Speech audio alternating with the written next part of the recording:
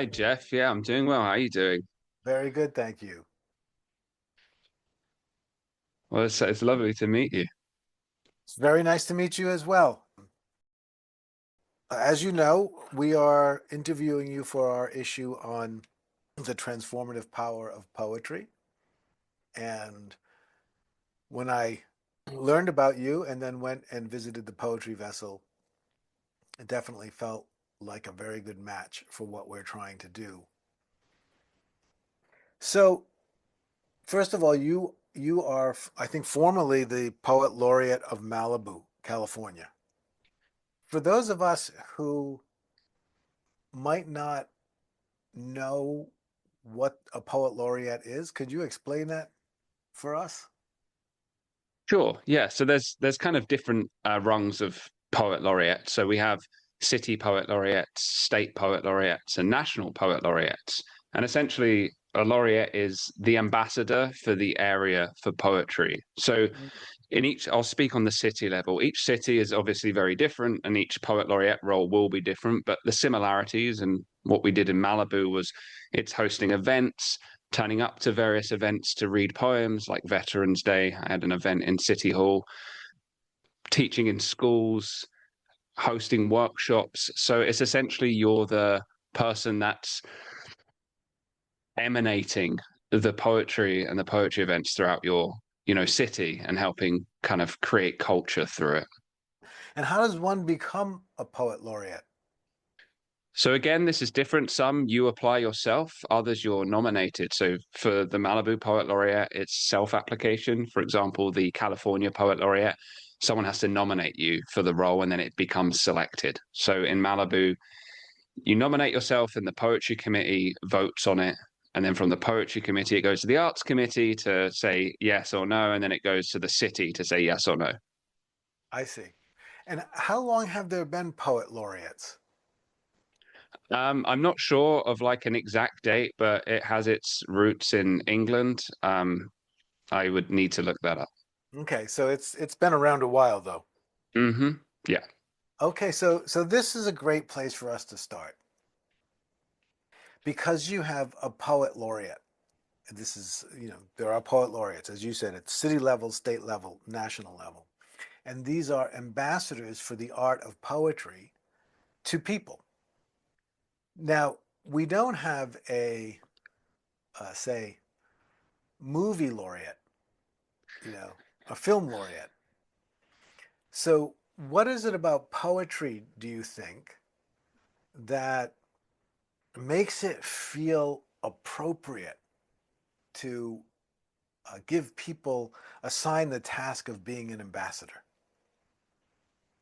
Yeah, I've thought about this as well, and I thought it's quite unique.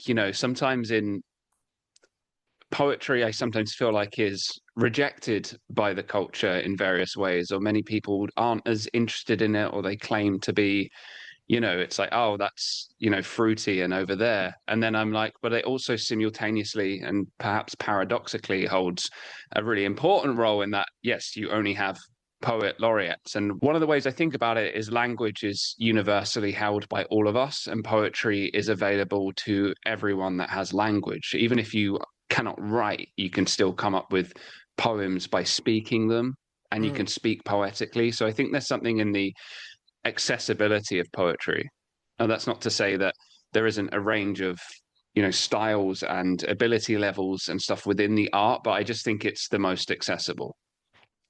And so it is interesting to me. I have a friend and colleague. His name is Timothy Morton. He teaches at Rice University. His area of expertise was romanticism, particularly English romanticism. And he once told me, or I heard from him, that in the late 1800s, or when Percy Bush Shelley and those romantic poets around in that circle were popular, he said they were essentially the pop stars of their time. Uh, they would write poems. When a new poem came out, people would read it, people would talk about it, it would be news. And, he was contrasting that with poetry today. And I'm a publisher, so I am aware that poetry is something that publishers publish for the love of poetry, because publishing notoriously is not a great money making venture, but publishing poetry is even known to be difficult because the audience for poetry is quite small. So, what do you think about that? The popularity of poetry a few hundred years ago versus the seeming lack of popularity for it now. So I think what's interesting is that poetry has a very big following online. And I know Hmm. that Instagram is one of the vehicles in which a lot of poets get their work out there. And the argument that it's not popular seems to fall short when we come to social media.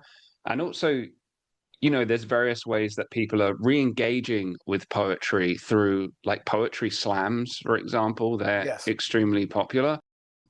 I think some of it's patience. Do people want to sit down and read and be challenged and think? And then also, are poets themselves, are we writing things that are, without needing to dumb them down, so to speak, accessible to a wider audience, or are we playing, Wittgensteinian language games just for other poets? So there's a wide range of reasons, but as you know, we live in a world where our attention is being pulled all over the place. We're going, through video shorts. We've got Netflix. We've got all these different things available to us. A bit like meditation, poetry asks us to slow down. So when we're in a world that's going so fast, are we willing to slow down to savor it? I think that's very true. And it brings me to more the heart of what our issue is about, which is there is something special about poetry as an art form that does that does allow it to be transformative, because as you said, it's not superficial. You don't read a poem at a superficial level. You have to allow the poem to, I mean, the way that I think about poetry is you have to allow the poem inside. You have to allow, you have to find out what the poem does to you when you read it. It's, to me at least, it's not about understanding the poem as much as it is about being affected by it. Yeah, so I go to poetry, and this is where the transformative angle is I want to be changed by the poem that I read. And this happens in at many levels. It can happen imaginatively, it happens emotionally, somatically in the body. You can feel it in your gut. And I think there's a way, and this is my argument, is that we read so much kind of prose or instructional prose, or we have conversations that are around, A leads you to B.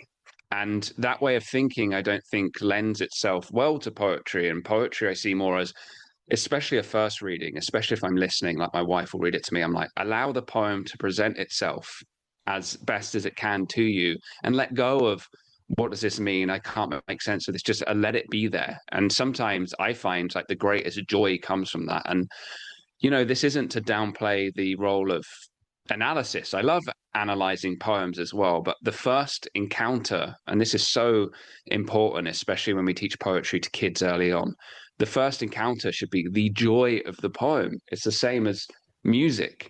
I always say, if you want to teach poetry to a kid, well, read the full thing first. If you're playing a song and you keep pausing it every 3 seconds, there's no way to dance. There's no way to let it come into your body and be with it. That's very well said. And you just mentioned your wife. I believe her name is Rachel. And I watched your video recently where you spent a week with the poem The Raven by Edgar Allan Poe. It sounded like that was maybe the first time you had done that. So you were reading it, I think, every morning, every night, maybe periodically through the day. And it just struck me what an interesting idea, because that felt like a good way to engage with a poem, to give it the space in your life and the time to really embody it. And for you to embody it, I think at one point you were reciting the poem to a raven. And so I would love to hear a little bit about, how it occurred to you to do that, what the result was. Is that an experiment you're continuing with? And what do you think? How do you think that's relevant to people who might be interested in poetry? Yeah, so there's a few things here. The reason for this, and perhaps we picked a more difficult poem to do it first because it's so long. And next time our learning is to do something shorter than the Raven. It takes about 8 to 10 minutes to read through. Again, with how a poem presents itself to you, it's to show that it changes, and the best poems, you know, will continuously deepen. There's poems like Sailing to Byzantium by Yeats is another example that every time I go to it, something new comes up. And I also want to show through videos like that that poetry can be fun and you can be creative even in how you read it. So another example is I was sitting on my bed with Rachel and we had some love poems and we're like, okay, let's pick one. I'll read it to you, you read it to me, and then I'll read it to you again and you read it to me again. Now, maybe that's not as interesting for someone to listen to, but each reading, I was like, okay, now you read it sarcastically. Okay, I'm gonna whisper it. Now you read it, we found different ways of reading it. And the argument is poetry can be fun and you can find different ways to, for lack of a better term, enchant the world around you. I read The Raven to a raven, and thankfully it sat there the whole time I did it because I was like interested in how my perception changed. And I was also, I mean, I said it in the video, I really wanted the raven because there's the refrain that keeps saying nevermore to give me 3 syllables of crux, and it didn't. And I loved that because I was like, I'm trying to ask or contort nature into my own will, and nature is like not interested. It was humbling to not have it kind of bend to my demands, and I think that maybe that's a lesson of a poem itself. You can't bend it to your demands. It has its own living energy, like a tree. Yes. And in his essay called The Poet, the American essayist Ralph Waldo Emerson speaks about poetry, and he has this very beautiful way of describing how, for him, poetry is where language is most alive. Poetry is where language is finding its new expressions. And he said most of the ways that we use language, he talked about them as fossilized. They're the Mhm. ways that have become habitual to use language. But with poetry, novel novel ways of using language are emerging, and new ways of understanding the world emerge as a result. And I would also love to hear you speak about that aspect of poetry in which language itself is liberated to be different and new. Yeah, I think Owen Barfield speaks about this, how using a word in a new context is kind of a gift to the general consciousness. And I kind of see it as you're discovering, gems within a word that maybe you didn't know existed. One of the ways in which poets love doing this is verbing the noun. And yes, when Emerson was talking about language as fossil poetry, as like every word in this argument was once a perception that led to an utterance. And we can still do that. And yes, poetry, one of the things that I go to it for and why I write it is to refresh language because it refreshes relationships with things. Now, just recently, my wife and I have been walking around a neighborhood in the evening almost every night, maybe 4 nights a week.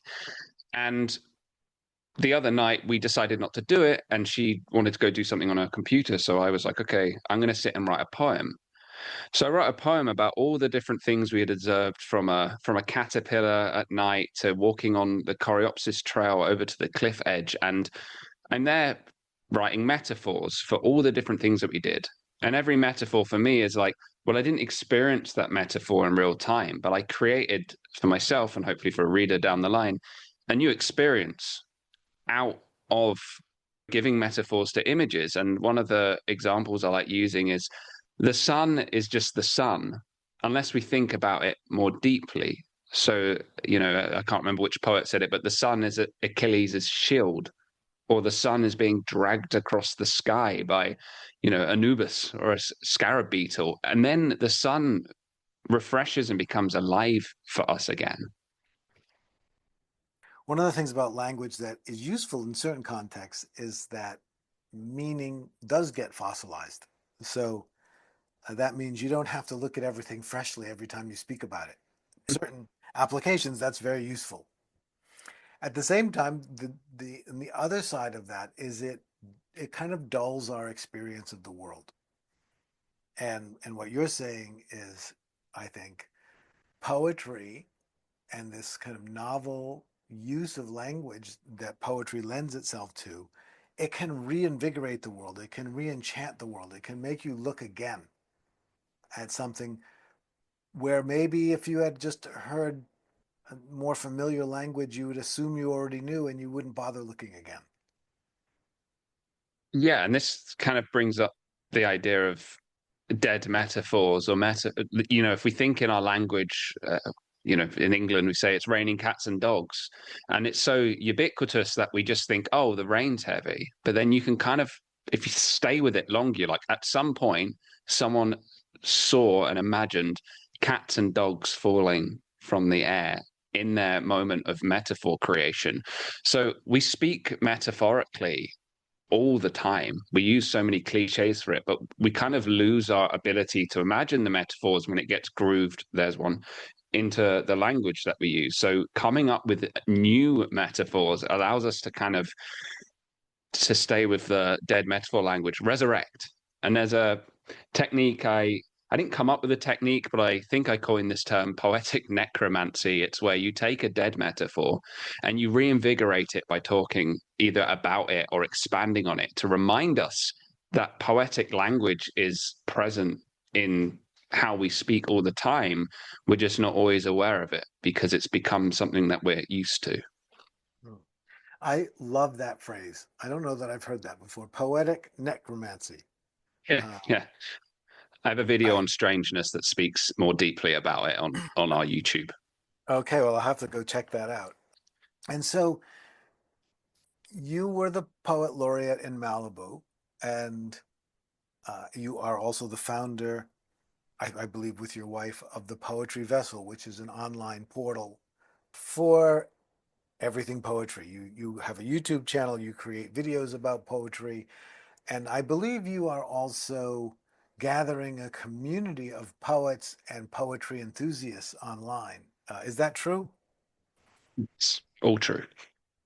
And and so, what inspires you to, want to bring poetry to more people, to want to help people engage with poetry, to want to gather people together who have interest in poetry so that they can, mutually inspire each other to greater enthusiasm for poetry? Why do you feel that poetry matters? I guess that's what I want to ask. Why does poetry matter? I have so many thoughts coming in, and my first association is Dana Joy wrote an essay, I think, in 1992 called "Can Poetry Matter?" But that's a side note. I have so many like different reasons why I'm doing this. And one, it's like, okay, there's poets out there that like community, that want to learn more, that want to learn how to use language better, become better poets, be part of a community. I also want to create a platform where people that have a passing interest or maybe didn't even know they were fully interested in poetry can come on board. And I experienced this during my laureateship. Sometimes people, like when I read at the Veterans Day event in Malibu, people come up to me afterwards and go, "Oh, it's such a shame that when I was in school, poetry, I found it so boring, but I enjoyed your poem, for example." And now I don't put that down to like, oh, it's because I'm the most incredible poet in the world. I think it's more like, well, maybe you've ignored it for so many years and you haven't had an experience of someone just reading it to you. And especially in a context, I'm speaking to veterans. I write a poem about a soldier coming back from war, something that speaks directly to them. And I experienced this over and over with I had a workshop called the Ripple Effect, and there was a 90-year-old man who would come in with his family, and he wrote his first poem ever in the workshop itself. And this says to me, it's never too late, and you never know when your hunger for it might occur. And, I think there is a hunger for this special use of language and this musicality of language. And I just hope to have a platform where people feel welcome, and that the art is approachable to them. So I feel simultaneously to create something that people can approach, but also say, I also want you to improve. Because I think if we improve our language and the way in which we dialogue with each other and the way in which we open ourselves to each other, well, call me idealistic, but I think that can help build a better world. So it's interesting. Years ago, some years ago, 20 years ago or so, I had a blog for about 5 years, which I called "Philosophy is Not a Luxury."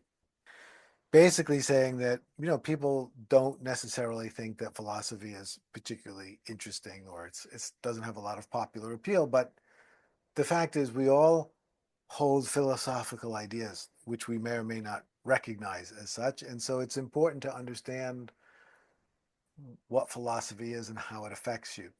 When I was doing research for this issue, I found a book called "Poetry is Not a Luxury." I think it follows along the same lines, and I think there's a parallel there that I once heard, and I think this was from the same professor at Rice, that in the Romantic era, when people wanted to express particularly subtle, either philosophical or spiritual ideas, things that were not familiar everyday topics and involved a lot of subtlety, they considered, especially for spiritual ideas, they considered music to be the best medium because it didn't have words. So they were speaking about music without words, because words already have meaning, and therefore the meaning that's encoded into the word may obscure what you're speaking about. But in terms of writing, they felt that poetry was the most powerful form for expressing subtle, particularly spiritual ideas, because part of poetry is always an amount of ambiguity. Words have ambiguity, phrases have ambiguity. As you said, the metaphor is used. There's You have to engage with poetry, and I think this gets back to what we opened with. I think some writing you don't really have to engage with. It's just information that goes sort of directly in. But with poetry, there's an inherent ambiguity to the meaning that means you have to think about it. You have to engage with it. You have to grapple with it a little bit, um, in order to receive any meaning from it. So I would love to hear you speak about the ambiguity that's inherent in poetry and why that has such a potentially transformative effect on our consciousness, on our way of seeing the world, and on our ability to express more subtle and particularly spiritual ideas. Yeah, it's a good question. I think I could start with a metaphor I like using. The writer, you kind of light a candle in your own imagination. And the goal is to light that candle in the reader or the listener's imagination as well. And but the reader is a co-creator. That's the thing about poetry is you bring your imagination to it, and it's an invitation to your imagination to open. This is why there's, I think, an ambiguity often within poems, and they're the ones that stay because you get to be part of the co-creation of it. And for me, if someone, especially if I listening to poetry is where my imagination is strongest because I can keep my eyes closed. Every time I hear it, a new imaginative experience will arise. Now, sometimes I'm a bit more tired and maybe it's not as strong, but when I'm in that focused headspace, I can see images anew. Now, why it has a spiritual quality, I mean, without really knowing, there's a mystery inherent in poetry, but there's craft behind why certain things might resonate. You know, you can use repetition, the line breaks in the right place, the use of metaphors, and all this other stuff. I think it's how language gets to the heart. And language gets to the heart usually, again, through invitation. If I'm standing here and telling you what you must think and feel and what this poem means, I don't think I'm speaking to a heart. I'm being too didactic. Um, and I've noticed people feel sometimes compulsed to come ask, what does that poem mean to the poet? What is that poem about? And they're asking for a prose statement, some sort of fact, something to explain what it is. And I always turn the thing around. I say, oh, what did it mean to you? Did it resonate with you? You know, maybe sometimes people said I didn't really understand your poem, and you know, oh, maybe it's so good I didn't understand it. I was like, no, maybe you just didn't enjoy it, and that's okay too. You're the receiver if you want to be, and if it doesn't work, it doesn't work. So No, I'm that's not sure great. if I answered your question. I think you definitely did. You know, what you're pointing to there at the end is the part of the ambiguity means that the reader is has an invitation to construct their own understanding or to discover their own understanding, which I think is a big part of the power of it. Now, one of the other things that I do besides publishing this magazine is I publish books, and I have published a number of poetry books, and I continue to publish poetry books. Specifically, the poetry that I have published and tend to publish, the themes are more spiritual. And there's one, well, there's a few, but there's one I'm thinking about right now.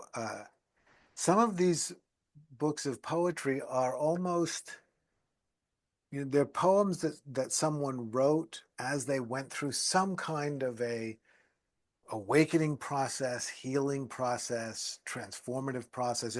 The poems sort of become, I think they were, when they were being written, they were an opportunity to look at these transformational movements in oneself, and it was a way of processing or understanding what was happening, and then they become a record of a transformative Mhm. process. And when someone else reads them, potentially they become an initiator. Either they help someone understand the process they're going through, or they might even support or initiate a process parallel to the one the poet was having. So I'm curious to hear you speak about poetry in that sense, as a transformative vehicle in that use. Yeah, so I think there's something almost like a cartographer, something a spiritual cartographer in poetry. It doesn't necessarily have to be that, but I think it has the potential to be that. I totally agree with it being a record, and I also believe in. I think it was Kathleen Rain that said it. Is she said, I don't believe a poet necessarily had the experience of what's written in the poem, except for the poem itself. And now I find this very powerful because even if you're writing about memory or you're writing, you know, I'm walking along and observing things, it's like when it comes to constructing the poem, it is its own experience. And what I find deeply transformative, let's say in the writing process, is when you get surprised.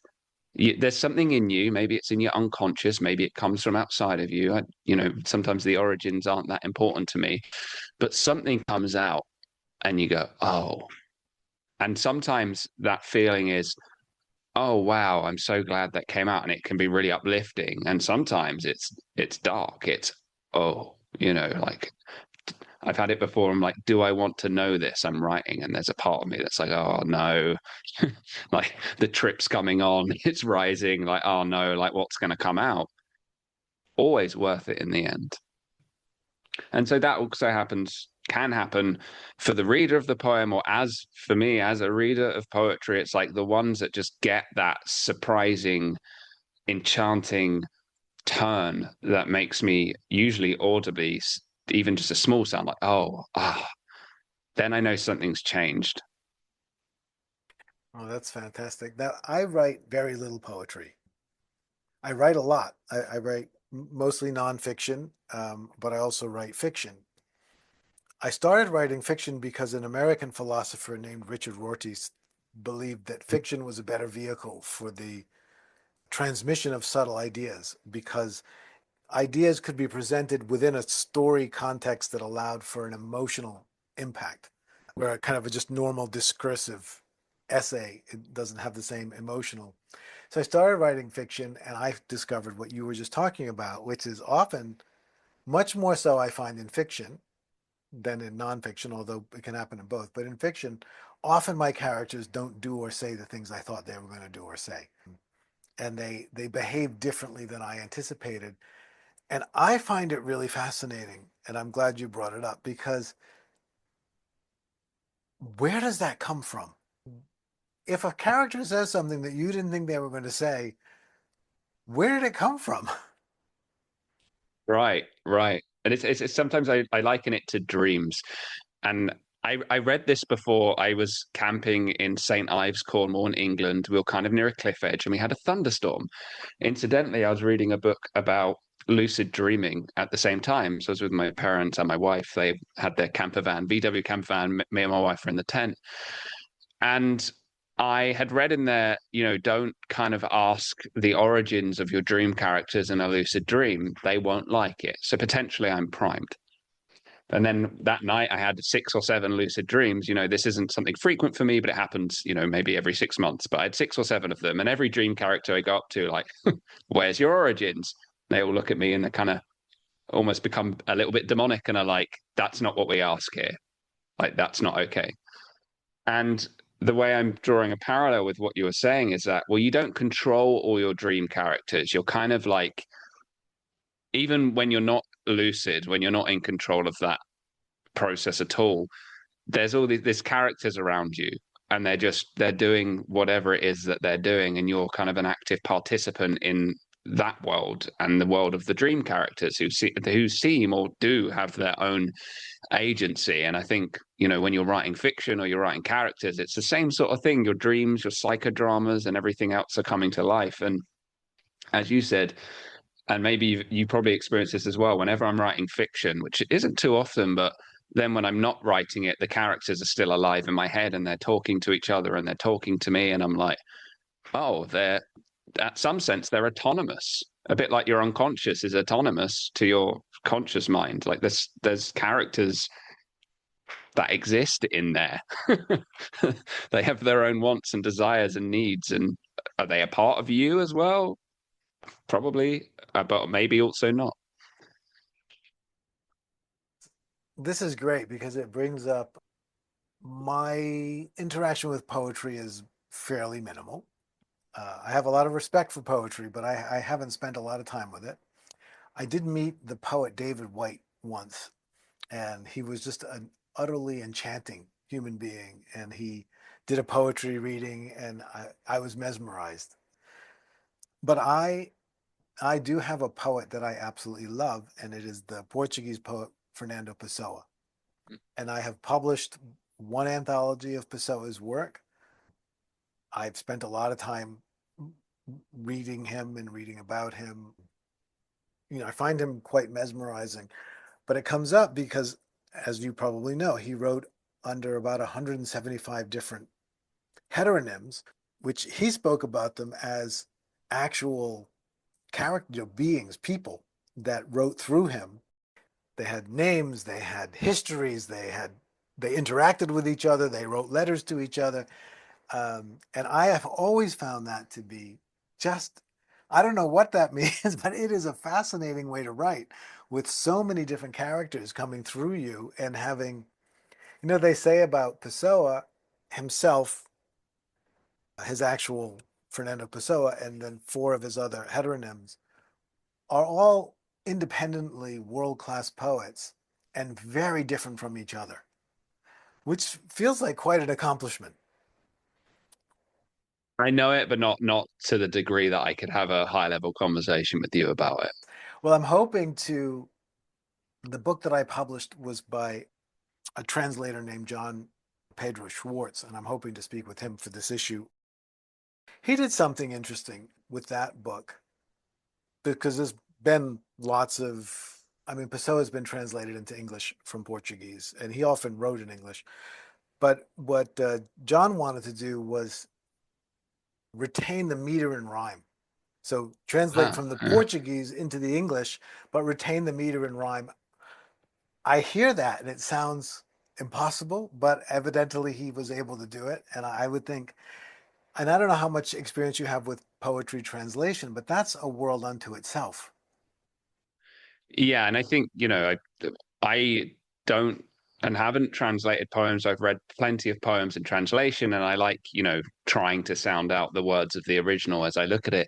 One interesting thing is like, for example, and I'm glad you brought up meter and rhyme, is like if I look at Rilke, and Rilke's translated into these free verse poems, but you look at his poems in German and they've got really strict couplet rhymes and stuff sometimes, and I'm like, oh, what do we retain or create anew, and what do we lose through the process of translation? Now, not everything, and this, like not everything in other languages have a direct translatable concept into another language. So whenever you're translating into English, there's always mistranslation as well.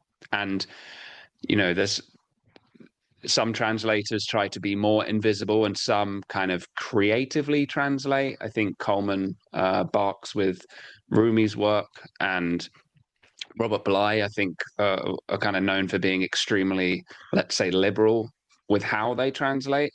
And there's a host of ethical and moral and thoughtful and other issues that come with that. What are you capturing through translation? It's Yeah. hard to put words to. Well, it's a very interesting question. It's an interesting circumstance.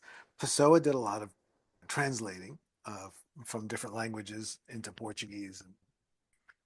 He, by his own admission, was a as you're describing a fairly liberal poet because he felt like, well, you wanted to. So I think, and I'm speaking for him, but I think what he was thinking is there's a spirit to the poem, which is what you're trying to convey. The language in a different language may not convey that spirit in the same way. So it brings up the question, well, what is a poem? Is a poem the words? Is a poem the meaning? What is a poem? To go etymologically, it's the making of something, but that's probably not a very satisfactory answer because it's so broad. Your prose writing is poetry at that level as well, just to to remind you. But I mean, it's so tempting, kind of in the kind of Emily Dickinson sense of like, I know it's a poem if I feel like the top of my head's been screwed off, and is I kind of go to like, is this helpful? Or can we only poeticize what a poem is? People send us poems that we read on the Poetry Vessel podcast. And, one of the things is like, these are the things I tend to be attracted to. But I'm fully open to my idea of poetry being broadened by something new. And I kind of think every poem is a deepening or a expansion of the definition of poetry. I think this is another thing that Barfield said. Poetry needn't be poetry to its maker to be poetry to its reader. And you can pick up, I used to do this when I was younger. I used to read a lot of popular physics books, and I'm not sure how much would go in, when I was like 19 reading A Brief History of Time without having any kind of science grounding, but the language was always so enchanting. And I find this in lots of different disciplines. So there's something you can kind of be phenomenological and poetic in the way that you read a text, even if it is, an academic study or paper or, popular science book. And I guess it's a lot like any art, whether it's dance or painting or anything else. The art is somehow in the relationship between the artist and the piece, whether it's a poem or a painting or a dance, and the impact it's having on the viewer or reader. There's something in that dance, that interaction, that is poetry, Yeah, you know, absolutely. and that is a very beautiful thing. So tell me, Nathan, what is your, or maybe you don't have one, what is one of your favorite poems? I had mentioned it earlier in the conversation. Yeats's Sailing to Byzantium Mm, is one. It's got kind of got that mythological, this dreaming, this journeying, soul journeying, and nostalgic quality that just always brings me something new. Um, there's also, speaking of translation, The Archaic Torso of Apollo by Rilke, the Stephen Mitchell translation that has a last line that gets contentious because it says, "You must change your life." And that's didactic. But within the concept, the speaker is in dialogue with, well, Apollo, the god of poetry, his mm, torso, and the torso is still alive and infused with something talismanic, and kind of turns to the speaker of the poem and is like, after all these observations, it's like, yeah, time for a change.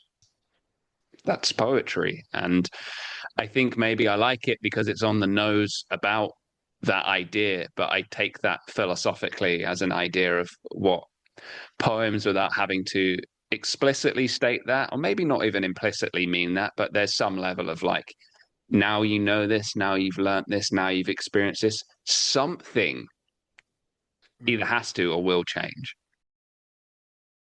So my final question for you is about the poetry vessel. I'm a I'm a poetry enthusiast or wanting to be a poetry enthusiast. How should I engage with the poetry vessel? How should I engage with you and with what the poetry vessel offers? Yes, I think that the place to start, which you already have, is the YouTube channel. We post videos every week, ranging from interviews with other poets to my wife and I sitting down and discussing a qualia of poetry. Now, sometimes this is how to, sometimes this is more philosophical and a deep chat about it. Through joining our mailing list, I send articles out to people about poetry to help expand our knowledge. And also, I'm building a community. So, also hosting workshops where you can come write with me. And we have so many plans for that in the future. So, just to speak a little bit to this, the vessel, I take this alchemically, this idea of synthesis, and that anything and everything can become a poem and can meet us within, the vessel of ourselves. So, one of the things that I look to encourage people to do is just to look freshly at the world. Now, what do I mean by that? I'm like, take any ordinary object, take a stone, a leaf, a tree, a bridge with graffiti on it, and look, wait, Mhm. and listen to yourself as you're looking. Like, try and dissolve the boundary between you and the thing that you feel separate from. To me, when that translates and turns into language, is what becomes poetry. So, there's all these different ways that you can learn, again, through the poetry vessel, that you can learn craft, that you can learn to write better. But the first stage is observation, attention, and writing. Well, Nathan, it has been wonderful to speak with you. Thank you so much for the work that you do, and thank you for talking to us today.